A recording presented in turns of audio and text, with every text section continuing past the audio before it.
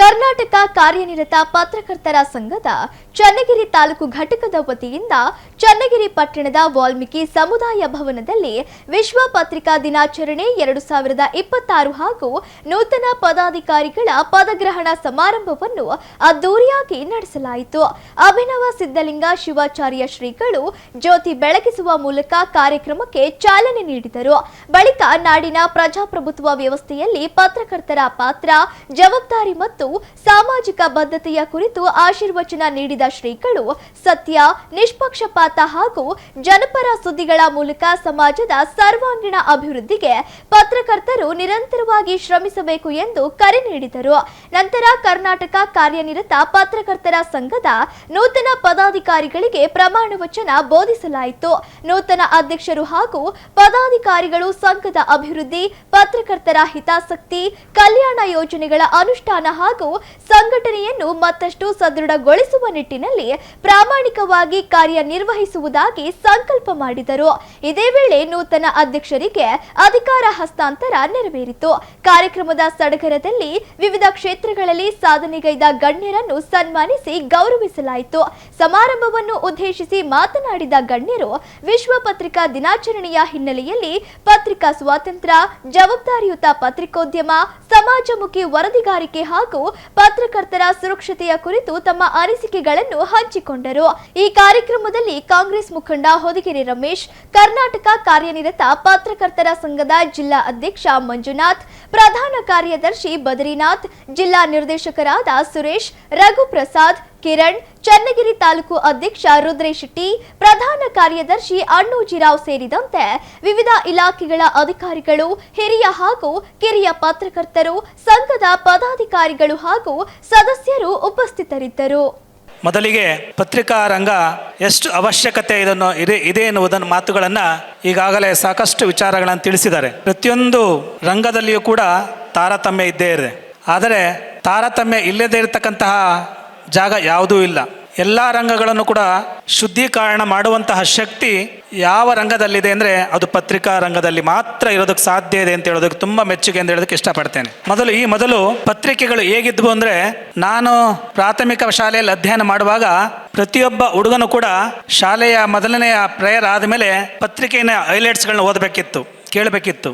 ಆದರೆ ಇವತ್ತಿನ ದಿನಮಾನಗಳಲ್ಲಿ ದೃಶ್ಯ ಮಾಧ್ಯಮ ಬಂದ ಮೇಲೆ ಪತ್ರಿಕೆಗಳ ಓದುಗರು ಕೂಡ ಕಮ್ಮಿ ಆಗಿದ್ದಾರೆ ಅನ್ನೋದು ತುಂಬ ಒಂದು ವಿಪರ್ಯಾಸ. ಇವತ್ತು ನೀವೆಲ್ಲರೂ ಕುಳಿತಿದ್ದೀರಲ್ಲ ವಿದ್ಯಾರ್ಥಿಗಳು, ನೀವು ಎಷ್ಟು ಜನ ಡೈಲಿ ಪೇಪರ್ಸ್ ನೋಡ್ತೀರಾ, ಓದ್ತಾ ಇದ್ದೀರಾ? ನೋಡೋಣ ಕೈ ಎತ್ರಿ. ನಿಮ್ಮ ಪ್ರಾಂಪ್ಟ್ ಆಗಿ ಮೊದಲು ಪತ್ರಿಕೆಯನ್ನು ಓದೋದು ಕಲೀರಿ.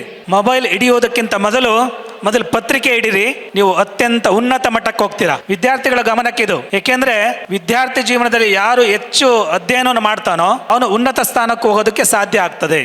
ಇವತ್ತಿನ ಆಧುನಿಕತೆ ಮಾಧ್ಯಮ ಬೆಳೆದಂತೆ ದೃಶ್ಯ ಮಾಧ್ಯಮಗಳು, ಮೊಬೈಲ್ ಯುಗ, ಇವೆಲ್ಲವೂ ಯುಗಗಳು ಎಷ್ಟು ಬೇಕು ಅವಶ್ಯಕತೆಗಳನ್ನು ಅವಶ್ಯಕತವಾಗಿ ಸ್ವೀಕಾರ ಮಾಡಬೇಕು. ಇವತ್ತು ವಿದ್ಯಾರ್ಥಿಗಳನ್ನು ಯಾಕಿಲ್ಲಿ ಈ ಸಂಘ ಸಂಸ್ಥೆಯವರು ಕರೆಸಿದ್ದಾರೆ ಅಂದರೆ, ನಿಮ್ಗೆಲ್ಲರೂ ಕೂಡ ಒಂದು ಪ್ರೇರಣೆ ಆಗಬೇಕು.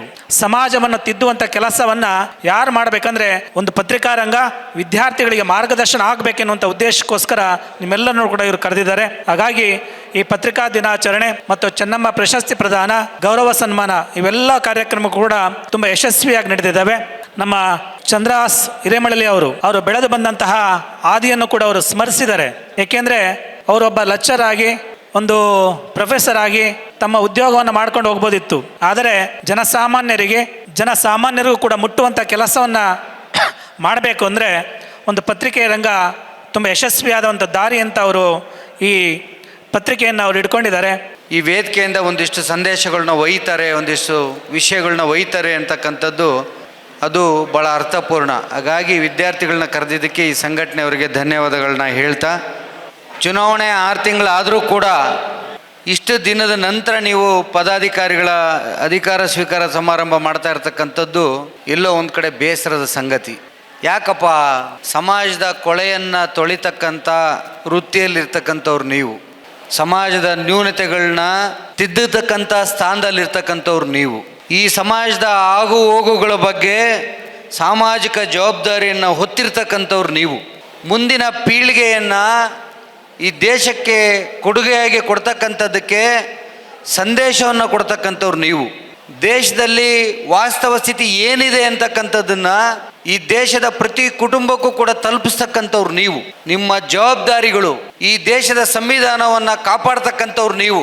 ಈ ದೇಶದ ಆಡಳಿತಾತ್ಮಕ ವ್ಯವಸ್ಥೆ ಪ್ರಾಮಾಣಿಕವಾಗಿ ಒಂದೇ ಟ್ರ್ಯಾಕ್ನಲ್ಲಿ ಹೋಗ್ತಾ ಇದೆಯೋ ಇಲ್ಲವೋ ಅಂತಕ್ಕಂಥದ್ದನ್ನು ಹೊರೆಗಚ್ಚಿ ತೀಡ್ತಕ್ಕಂಥವ್ರು ನೀವು. ಆಡಳಿತ ವ್ಯವಸ್ಥೆ ಸುಧಾರಣೆ ಆಗಲಿಕ್ಕೆ ಸಲಹೆ ಸೂಚನೆ ಮಾರ್ಗದರ್ಶನ ಮಾಡ್ತಕ್ಕಂಥವ್ರು ನೀವು. ಶಾಸಕಾಂಗ ಕಾರ್ಯಾಂಗ ನ್ಯಾಯಾಂಗಕ್ಕೆ ಎಷ್ಟು ಜವಾಬ್ದಾರಿ ಇದೆ ಅದಕ್ಕಿಂತ ಹೆಚ್ಚಿನ ಜವಾಬ್ದಾರಿಯನ್ನು ಹೊತ್ತಂಥವ್ರು ನೀವು.